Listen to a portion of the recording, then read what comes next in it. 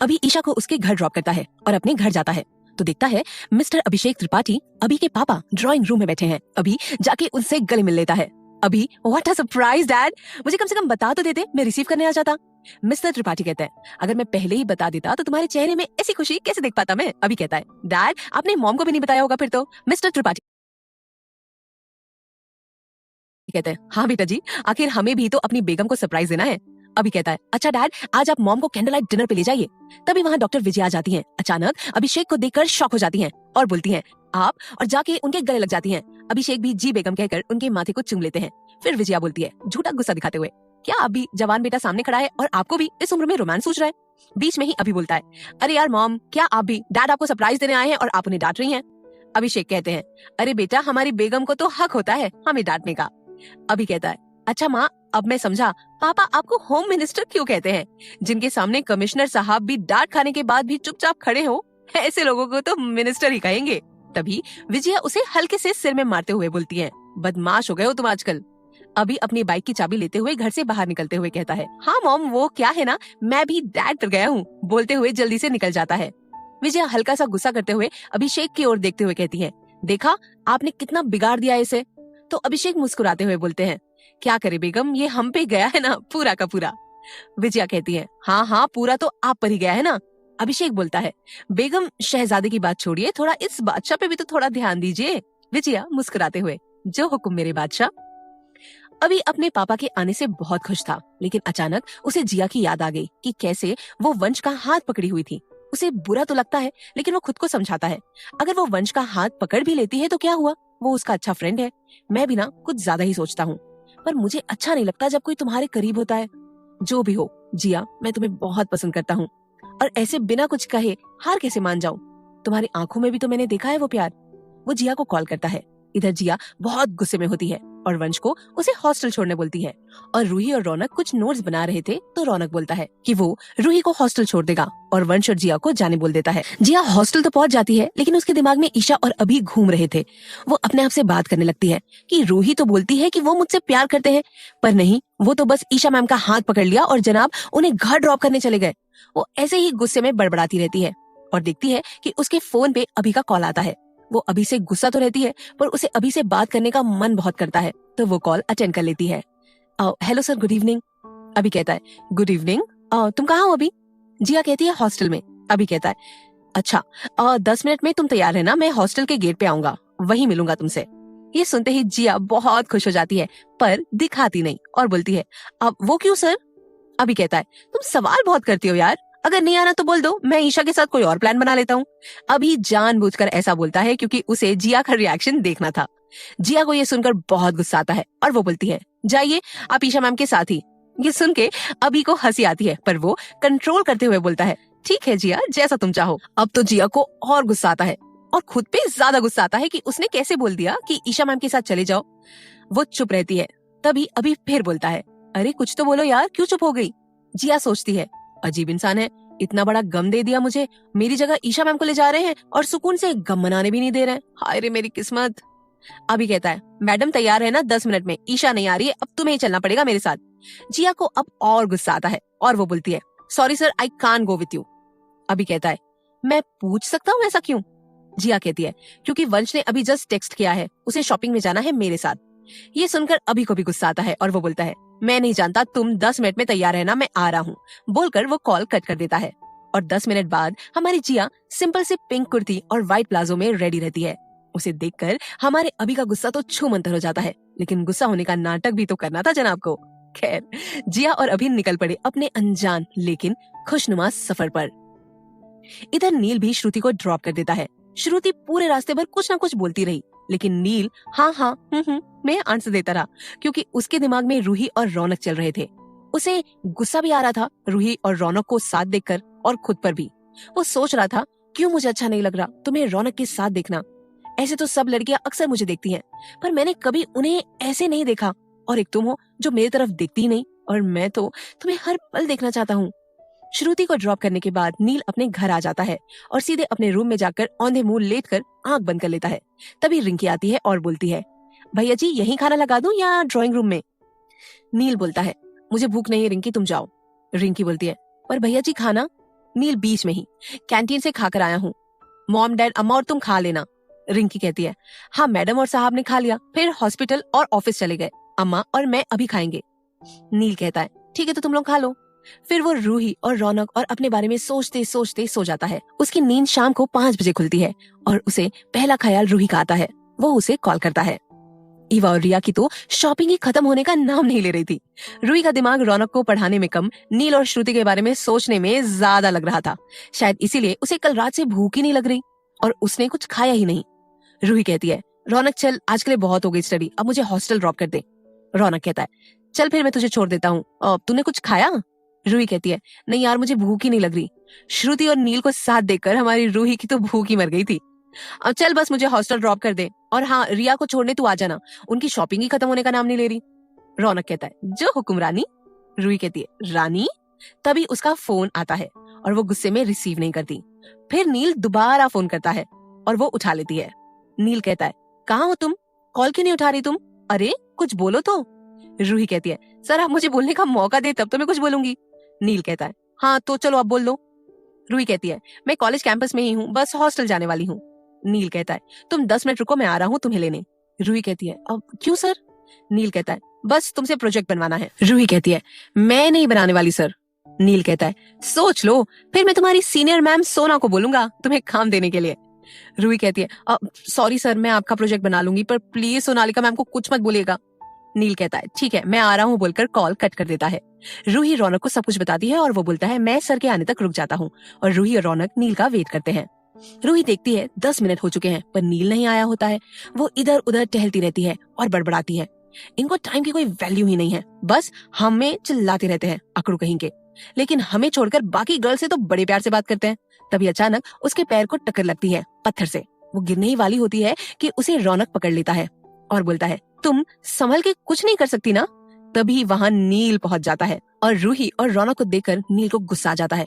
वो वहाँ आता है और रूही का हाथ पकड़कर उसे ले जाता है। रौनक और रूही कुछ बोल भी नहीं पाते उनसे। नील रूही को गुस्से से बोलता है, बैठो गाड़ी में। वो जाकर बैक सीट में बैठ जाती है। तभी नील बोलता है, मैं ड्राइवर नहीं हूँ तुम्हारा। रूही फ्रंट सीट में बैठते हुए नील से बोलती है, सर मैंने आपको कब कहा कि आप मेरे ड्राइवर हो? नील उसे गुस्से से देखते हुए, तुम चुपचाप बैठने का क्या लोगी? रूही बोलती है, मैं चुप रहने का कुछ नहीं लूंगी क्योंकि मुझे आपसे बात ही नहीं करनी है। अब नील भी चुप हो जाता है और म्यूजिक ऑन होता है। एफएम पे गाना प्ले होता है, ज़ह नसीब। खैर नील और रूही नील के घर पहुंचते हैं। रूही अम्मा और रिंकी को मुस्कुराते हुए नमस्ते करती है। अम्मा और रिंकी तो रूही को ऊपर से नीचे देखते रहते हैं। उन्हें ऐसे देखते हुए नील बोलता है, क्या हुआ अम्मा और रिंकी, ऐसे क्यों देख रहे हो? अम्मा कहती है, अरे इतनी खूबसूरत बिटिया है, कहीं हमारी नजर ना लग जाए, बोलकर अपने आंखों का काजल उसके गाल पे लगा देती हैं। रिंकी बोलती है, कुछ नहीं भैया जी, और रूही की तरफ देखकर बोलती है, मैडम आप तो बहुत खूबसूरत हो। रूही मुस्कुरा के बोलती है, अरे ये क्या मैडम लगा रखा है, मुझे मेरे नाम से बुला सकती हो, मेरा नाम रूही है, मुझे अच्छा लगेगा। और अम्मा आपकी नजर हमें कैसे लगेगी भला, कभी अपनों की नजर लगती है किसी को? इस बात पर अम्मा और रिंकी मुस्कुरा देती है। अम्मा और रिंकी को रूही पहली बार में ही बहुत पसंद आ जाती है। तभी नील बोलता है, आप लोगों की बात खत्म हो गई हो तो जो काम करना है वो काम कर ले मिस रूही। रूही कहती है, ओके सर। नील उसे अपने रूम में ले जाता है। रूही नील का रूम देखती है। रूम काफी बड़ा होता है और सब कुछ तरीके से रखा होता है। अभी और जिया निकल गए थे लॉन्ग ड्राइव पर जिसकी कोई मंजिल नहीं थी और दोनों खामोश बैठे थे। तभी अचानक एक ब्रेक आता है और जिया का हाथ अभी के कंधे पे चला जाता है। फिर भी दोनों की खामोशी नहीं टूटी, लेकिन उन दोनों को एक दूसरे के साथ का एहसास था और दोनों ही खुश थे अपनी अपनी खामोशी में। इस खामोश कपल के लिए चंद पंक्तियां जो इनके प्यार को बयां करती हैं। हम कुछ नहीं कहते, इसका मतलब ये नहीं कि हम प्यार नहीं करते आपसे। कभी कभी खामोशी में शब्दों से ज्यादा मोहब्बत छुपी होती है। अचानक जिया ने घड़ी देखा, शाम के 6:30 बज चुके थे। वो अभी से बोली, और सर शाम हो गई है, हमें वापस चलना चाहिए, हम काफी दूर आ गए हैं टाउन से। अभी कहता है, तुम साथ हो तो मैं जिंदगी भर चलने को तैयार हूँ। जिया सब सुनते हुए भी अनजान बनते हुए बोलती है, सर आपने कुछ कहा? अभी कहता है, नहीं तो। जिया कहती है, वैसे मैं तो आपके साथ हमेशा हूँ। अभी भी सुनते हुए अनजान बनते हुए कुछ कहा तुमने जिया? जिया कहती है, नहीं तो सर। एक दूसरे का इजहार तो दोनों ने कर लिया और सुन भी लिया, फिर भी इन्हें अपनी अनजान और खामोश मोहब्बत ज्यादा प्यारी थी। खैर दोनों वापस आने लगे। तभी नील ने अभी को कॉल करके बोला अपने घर आने को। अभी ने कहा कि जिया भी है उसके साथ, तो नील ने कहा, ठीक है रूही भी मेरे घर में ही है, हाँ हम दोनों इन दोनों को ड्रॉप कर देंगे। अभी ठीक है बोलकर कॉल काट देता है और जिया को बताता है। तभी जिया को याद आता है कि रूही ने तो रात से कुछ नहीं खाया, पता नहीं अब तक खाया भी होगा कि नहीं।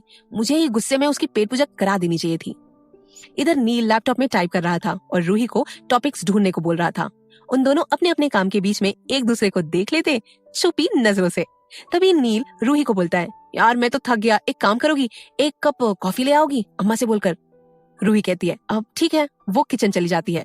तभी रूही के फोन में रौनक का कॉल आता है। ये देखकर बेचारे हमारे नील का अच्छा खासा मूड स्पॉइल हो जाता है और वो रूही का फोन साइलेंट कर देता है। ये चुचुंदर को अब क्या चाहिए, पूरे दिन भर रूही के साथ रहता है फिर भी इसे चैन नहीं है।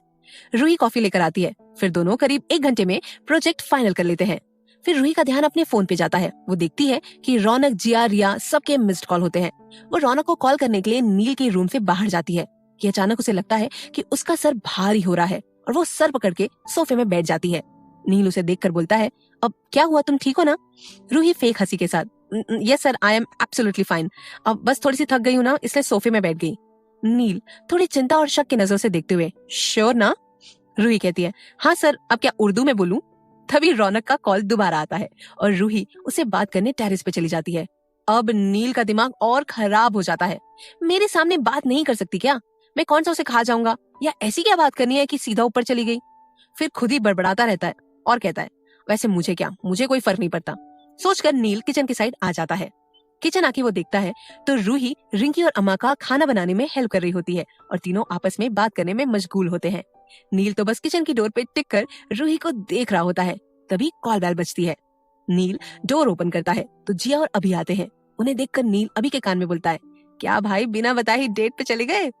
अभी उसके पीठ में मुक्का जमाते हुए बोलता है, तू अभी के लिए चुप हो जा, मैं तुझे कल सब बताऊंगा। नील कहता है, ओके ब्रो, भाई के लिए कुछ भी, वो चाहे कल तक का इंतजार क्यों ना करना पड़े। जिया रूही के बारे में पूछती है तो नील उसे किचन जाने बोल देता है। रूही जिया को देखकर कहती है, तू यहाँ? जिया कहती है, हाँ वो अभी सर के साथ आई हूँ। रूही कहती है, वाह क्या बात है, बीच में ही अम्मा, क्या अभी बिठवाया है? जिया कहती है, जी अम्मा। अम्मा जिया से बात करने लग जाती है। बाहर बारिश भी हो रही थी। अम्मा कॉफी बनाने लगती है। जिया और रूही ड्राइंग रूम में जाके बैठ जाते हैं। रूही को लगता है कि उसका सर भारी हो रहा है और वो जिया का हाथ पकड़ लेती है। जिया गुस्से से, तूने कुछ नहीं खाया ना, क्यों कर रही है ऐसी लापरवाही? रूही कहती है, अरे कुछ नहीं हुआ, मैं ठीक हूँ, मुझे बस भूख नहीं है। जिया कहती है, तू क्यों इतनी लापरवाह है? तब वहीं नील आ जाता है और बोलता है, क्या हुआ? रूही इशारे से उसे कुछ नहीं बोलने के लिए कहती है।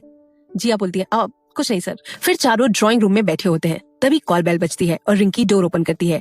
वहाँ श्रुति आई हुई होती है और वो हल्की हल्की भीग चुकी थी। उसे देखकर सब शॉक हो जाते हैं, पर सबसे बड़ा झटका रूही को लगता है और ये जिया जान रही थी। नील श्रुति से, क्या हुआ, अचानक तुम यहाँ? श्रुति कहती है, वो सर आपकी बुक मेरे पास रह गई थी, वही देने आई थी। ऐसा बोल के वो एक बुक निकाल के नील को दे देती है। नील उसे थैंक्स बोलता है और उसे रिंकी के साथ जाकर उसके ड्रेस को सुखाने बोलता है। बेचारी रूही कभी श्रुति को देखती है तो कभी नील को। तभी रिंकी भी श्रुति को लेकर अपने रूम चली जाती है और बोलती है, मैडम आप ड्रेस सुखा लो या मेरी ड्रेस पहन लो, ठंड लग जाएगी नहीं तो आपको।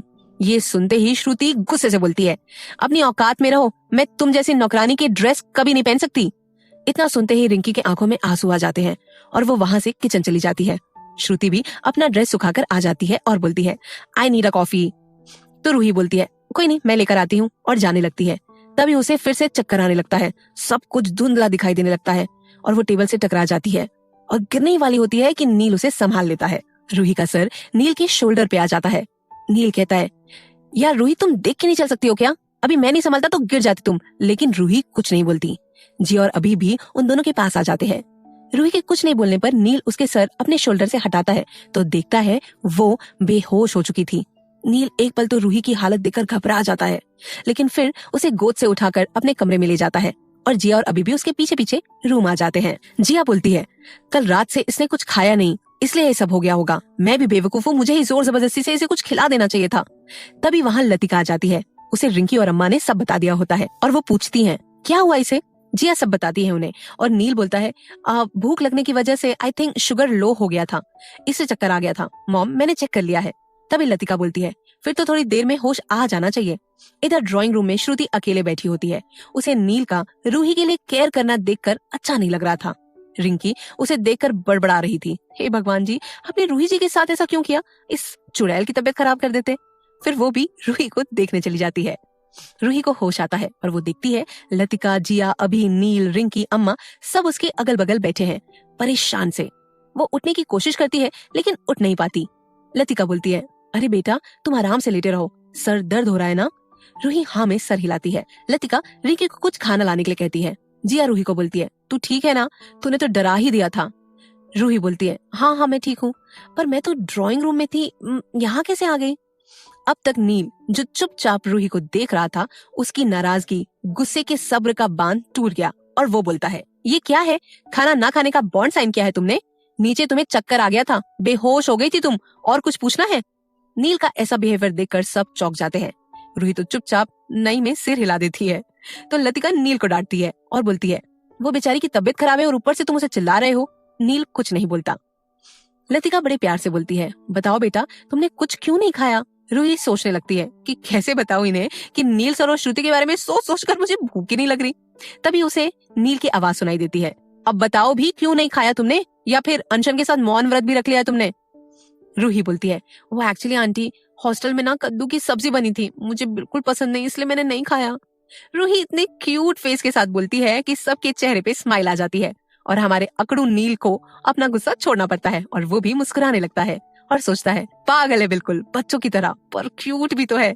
तभी अम्मा बोलती है, अरे बेटा जब भी हॉस्टल में तुम्हें पसंद का खाना ना मिले हमें बोल देना, हम तुम्हारे लिए खाना यहाँ से भिजवा देंगे। लतिका बोलती है, बिल्कुल बच्चा, तुम बस बोल देना और यहीं आ जाना। रूही कहती है, थैंक्स अम्मा एंड आंटी, नहीं तो कुछ लोगों को तो बस गुस्सा और डांटना आता है। उसका इशारा नील की तरफ होता है और ये सब समझ जाते हैं और हंसने लगते हैं और बेचारा नील बस गुस्से से हमारी रूही को घूरने लगता है, क्योंकि उसके अलावा वो और कुछ कर नहीं सकता, क्योंकि फिलहाल सब रूही के साइड में थे। अम्मा नील सबके लिए खाना लगाती है। तभी श्रुति नील को घर ड्रॉप करने बोलती है, पर नील रूही को लेकर थोड़ा टेंशन में होता है, तो वो बोलता है, तुम आज डिनर यहीं कर लो ना, वैसे भी अभी और मैं रूही और जिया को ड्रॉप करने जा रहे हैं, तुम्हें भी ड्रॉप कर देंगे साथ में। या तो तुम्हें जल्दी हो तो ड्राइवर को बोल देता हूँ, वो तुम्हें घर छोड़ आएगा। नील की बात सुनकर श्रुति का मुंह बन गया। उसे देखकर जिया और अभी को बहुत हंसी आती है, क्योंकि उन दोनों को कहीं ना कहीं पता था कि श्रुति नील में इंटरेस्टेड है और उसे नील का रूही के लिए कंसर्न बिल्कुल पसंद नहीं है। फिर सब आराम से खाने का लुत्फ उठाते हैं, सिवाय श्रुति के। खाने के बाद सब घर जाने के लिए निकलते हैं, लेकिन यहाँ श्रुति फ्रंट सीट में नील के बगल में बैठ जाती है, जिसे देखकर रूही को थोड़ा अच्छा नहीं लगता। और इधर नील तो सोच रहा था, अब ये क्यों आ गई मेरे बगल में, यहाँ रूही को होना चाहिए था। फिर वो मिरर सेट कर लेता है ताकि रूही को आराम से देख सके। फिर नील और अभी सबको ड्रॉप करके वापस आ जाते हैं। अभी नील के घर में रुक जाता है। आज का दिन सबके लिए अच्छा ही होता है। किसी की दोस्ती प्यार में बदल चुकी थी और किसी की बदलने लगी थी। Episode 17, अनाव group. नील और अभी सबको ड्रॉप करके